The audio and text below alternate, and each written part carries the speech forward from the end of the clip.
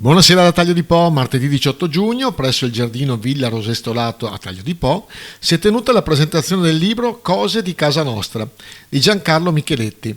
Questo lavoro che si integra con il primo libro dell'autore e rappresenta una ricerca sul dialetto locale. Durante la serata l'autore è stato accompagnato dal sindaco Laila Marangoni e ha visto anche ulteriormente arricchita dall'esibizione dal vivo di Alessandro Tessarin, noto cantautore di Portotolle, che si è esibito accompagnato dalla moglie. Gana vena dolce, en parem loco, en ne bond catar recchie, el par trascurata i brodi caldi, neanche da baratar parola.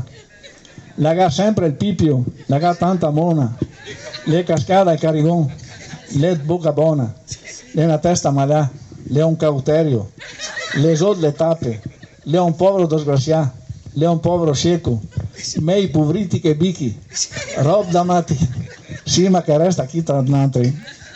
Mese la saltà, tocciami inti, tovrani tovra. Sa che toglia staghe, ma canginasa altri.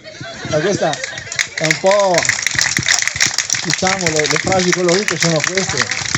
Ne ho lette una trentina, però ce ne sono 200, 250, adesso non ne ricordo più. Certi giorni neanche il can.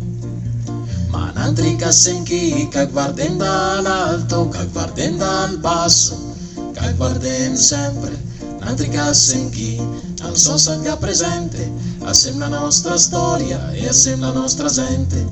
N'altri che senti che guardano da zora, che guardano da sotto, e guai chi che la tocca. N'altri che senti, scarti di galera, assieme la nostra gente e assieme la nostra terra.